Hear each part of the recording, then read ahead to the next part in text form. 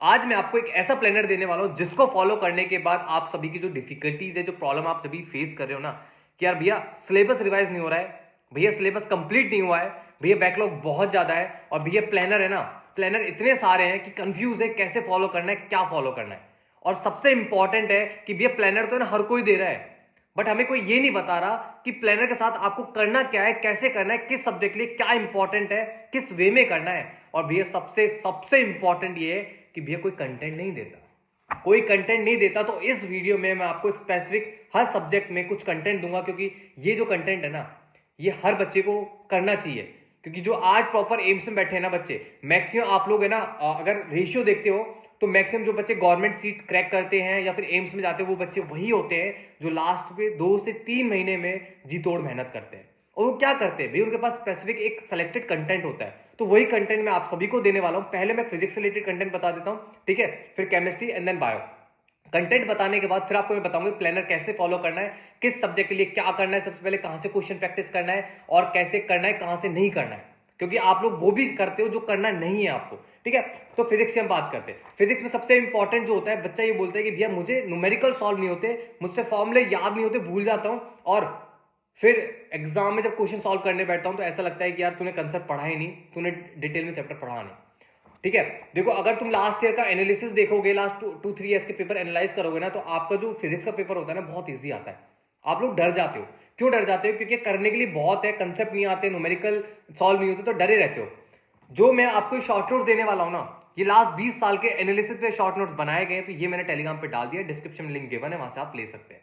ठीक है, ये शॉर्ट नोट्स है। और मेरे टाइम पे जब मैं अपने नीट का एग्जाम दिया था, उस टाइम पे जो मैंने शॉर्ट नोट्स प्रिपेयर किए थे, वो भी मैंने टेलीग्राम पे डाल दिए। बट ये शॉर्ट नोट्स जो है ना, ये अभी रिसेंटली मैंने इसी मंथ प्रिपेयर किए हैं, तो ये मैं टेलीग्राम पे डाल रहा हूं, तो वहां से आप ले लेना।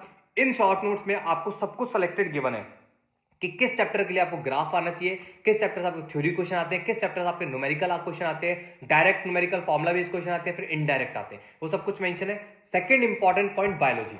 बायो में बहुत इंपॉर्टेंट है कि भैया आपको कंटेंट स्पेसिफिक मिलना चाहिए अच्छा वाला। क्योंकि बायो की जो एनसीईआरटी होती है ना, बहुत बच्चे रीड करते हैं, बट एनसीईआरटी को रीड करने के बाद भी भैया वो क्वेश्चन सॉल्व नहीं कर पाते। उन्हें ये फील होता है कि भैया एनसीईआरटी है ना, एक चैप्टर में 3 से 4 बार पढ़ लिया, बट फिर भी असेशन रीजनिंग क्वेश्चन गलत हो रहे हैं। क्यों हो रहे हैं? क्योंकि बेटा आप लोग एनालाइज नहीं करते हो। इसीलिए आप देखो यहाँ पे बायो में कुछ दिख रहा है, प्लानर लिख रहा होगा एम्स टॉपर एनसीईआरटी, इसकी पीडीएफ्स मैंने आपको टेलीग्राम पे डाल दिए, तो आप लोग टेलीग्राम से ले सकते हैं।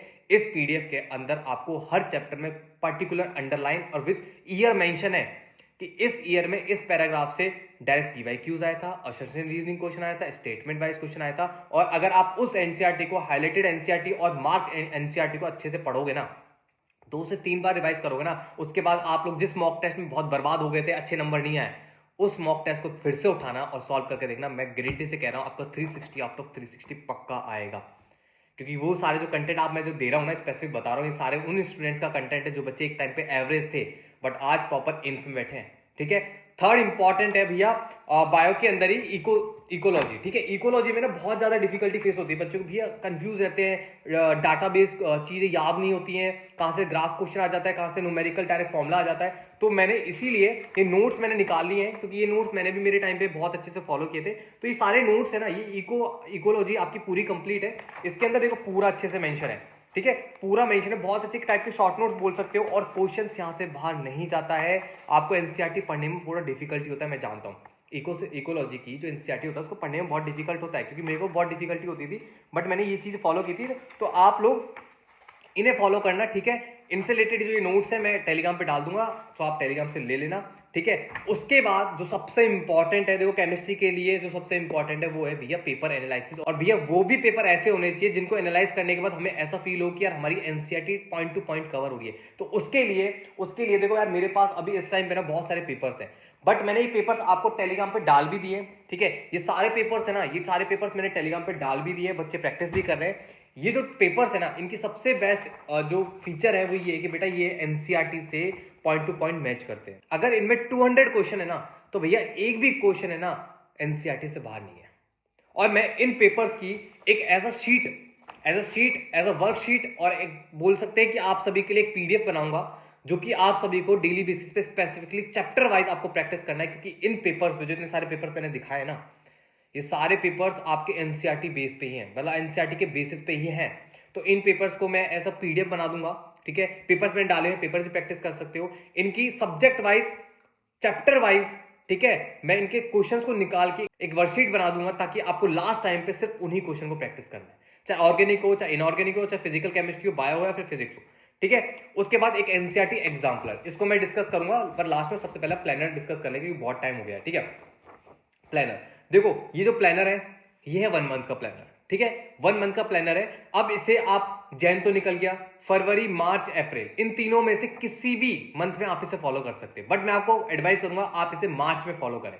कब फॉलो करना है? मार्च में फॉलो करें, क्योंकि मैंने जो डेट इसमें मेंशन किया है ना, वो मार्च के अकॉर्डिंग ही किया है। जैसे कि आपको 1 मार्च को कौन सा चैप्टर करना है, फिजिक्स में आपको बेसिक्स मैथ करना है, और आपको बायो में लिविंग वर्ल्ड करना है, एंड आपको केमिस्ट्री में मोल कॉन्सेप्ट करना है। तो डेट सारा मेंशन किया हुआ है। तो आपको ये 1 मार्च, मतलब मार्च से ही फॉलो करना है। अगर आप लोग डिफिकल्टी फेस कर रहे हैं, भैया रिवीजन नहीं हो पा रहा है, भैया सिलेबस कंप्लीट नहीं हुआ है, भैया बैकलॉग है, तो आप लोग इसे फॉलो करें।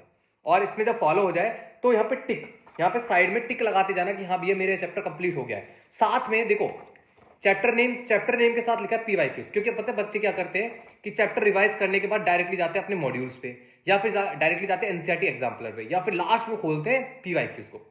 बट जो इसमें सिक्वेंसिंग, जो इसमें एक पैटर्न गिवन है ना, आप लोग उसके अकॉर्डिंग चलना। कैसे? जैसे कि आपने इसमें लिखा है पीवाईक्यूज, तो सबसे पहले चैप्टर को रिवाइज करने के बाद आपको पीवाईक्यूज प्रैक्टिस करना है। क्यों प्रैक्टिस करना है? क्योंकि देखो लास्ट 20 ईयर्स के पेपर एनालाइज करोगे ना, तो आपको ये मिलेगा कि जो पीवाईक्यूज है ना, उनको एग्जामिनर रीमॉडिफाई करता है, उनकी लैंग्वेज चेंज करता है, उनके जो वैल्यूज हैं उनको चेंज करता है, आपको वही फ्रेम आउट करके दे देता है, ठीक है। तो आपको यहाँ से एक सुपरफिशियली आइडिया मिल जाएगा कि यार एग्जाम में क्वेश्चन कैसे फ्रेम आउट करना है और हमें चैप्टर कैसे पढ़ना है, ठीक है। उसके बाद जब पीवाईक्यू सॉल्व करोगे, फिर आओगे आप लोग एनसीईआरटी एग्जाम्पल्स। एनसीईआरटी के जो एग्जाम्पल्स को आप सॉल्व करोगे तो आपको ये मिलेगा कि भैया जो लास्ट है कि जो पीवाईक्यू जो मैंने अभी सॉल्व किए ना, वो सारे एनसीईआरटी के एग्जाम्पल से ही हैं। तो जब आप ये सॉल्व करोगे पीवाईक्यूज, तो उसके बाद जब एनसीईआरटी एग्जांपल्स पाओगे तो आपको कॉन्फिडेंट फील होगा और चीजें बहुत अच्छे से समझ में आएंगी। तो आपके जो फिजिक्स में ना 120 प्लस स्कोर करने के मैक्सिमम चांसेस है, ठीक है। उसके बाद आपका आता है बायो में सेम मैंने गिवन है, देखो बायो में पीवाईक्यूज गिवन है, ठीक है। अब उसमें एक स्पेसिफिक कुछ लिखा हुआ है, देखो अच्छे से देखना, एम्स टॉपर एनसीईआरटी। मैंने एम्स टॉपर एनसीईआरटी पीडीएफ मैंने टेलीग्राम पे डाल दिए, तो आप लोग टेलीग्राम से ले सकते हैं। वो स्पेसिफिकली अंडरलाइन है, PYQs, assistant reasoning, statement wise कुछ सब कुछ एनसीईआरटी हाईलाइटेड आपको मार्क्ड है, तो आप उसे बहुत अच्छे से फॉलो करना। अगर आप लोग एनसीईआरटी में, अगर आप लोग बायो में एनसीईआरटी के थ्रू रीड करके 360 आउट ऑफ 360 स्कोर करना चाहते हैं, तो ये फॉलो करना। उसके बाद आते हैं भैया आपका केमिस्ट्री। अब केमिस्ट्री में बच्चा बहुत डिफिकल्टी फेस करता है रिलेटेड टू ऑर्गेनिक केमिस्ट्री, कि भैया ऑर्गेनिक केमिस्ट्री में बर्बाद है। बट मैं तुम्हें एक फंडा बताऊं, एक चीज बताऊं, आप लोग जब लास्ट 20 साल के पेपर या फिर 2-3 ईयर्स के पेपर एनालाइज करने बैठोगे ना, तो ऑर्गेनिक में मुश्किल से 20 क्वेश्चन आते हैं। अब बोलेंगे भैया मुश्किल से, नहीं, 20 क्वेश्चन आते हैं, और 20 क्वेश्चन में आपके जो जिस चीज से आप डरते ना ऑर्गेनिक, भैया रिएक्शंस, भैया हमें ये नहीं पता किस में कौन सा रिएजेंट लगेगा और रिएजेंट लगने के बाद क्या प्रोडक्ट बनेगा।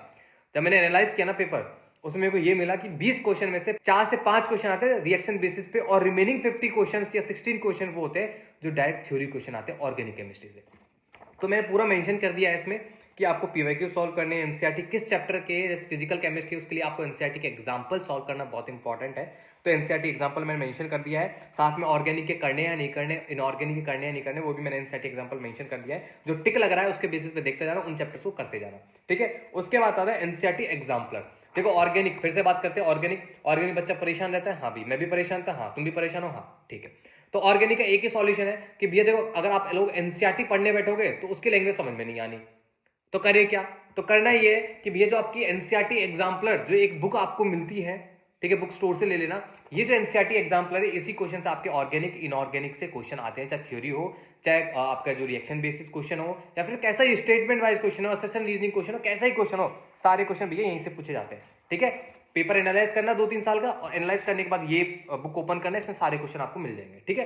तो ये बुक ले लेना, मैं इसकी पीडीएफ डाल दिया वैसे तो मैंने, अगर नहीं है तो मेरे को बता देना, मैं डाल दूंगा टेलीग्राम पे, ठीक है। सो सारा मैंने बता दिया है। ये आपका 30 डेज का प्लानर है, फॉलो करें, टेलीग्राम पे मैं डाल रहा हूँ। अभी से, आज से ही फॉलो करना स्टार्ट कर दें, डेट चेंज कर लेना। अगर आप लोग आज से फॉलो करना स्टार्ट करते हैं तो डेट चेंज कर लेना, उस बेसिस से फॉलो करना स्टार्ट करते हैं, ठीक है। उसके बाद एक ओएमआर शीट आपको मैं दे देता हूँ, बच्चे बहुत मांग रहे थे भैया ओएमआर शीट मैं आपको डाल देता हूँ, ये मेरे टेलीग्राम पे डाल दूंगा, वहां से ले लेना, ठीक है। सो ऑल द बेस्ट, अच्छे से प्रिपरेशन करें, जो भी कंटेंट आपको चाहिए था इस प्लानर से रिलेटेड मैंने सारा दे दिया है। ठीक है। और अपकमिंग वीडियोस में कुछ आपके लिए और अच्छा लेके आने वाला हूँ। और ये जो पेपर्स मैंने आपको दिखाए थे सारे पेपर्स, ये सारे पेपर्स की मैं एज अ वर्कशीट आप सभी के लिए डाल दूंगा। डेली बेसिस प्रैक्टिस करें, इस साल ही नीट निकल जाएगा, ठीक है। इस साल ही नीट निकल जाएगा। सो ऑल द बेस्ट, अच्छे से प्रिपरेशन करें और इस साल नीट निकालो भैया, निकालो, ठीक है। So all the best.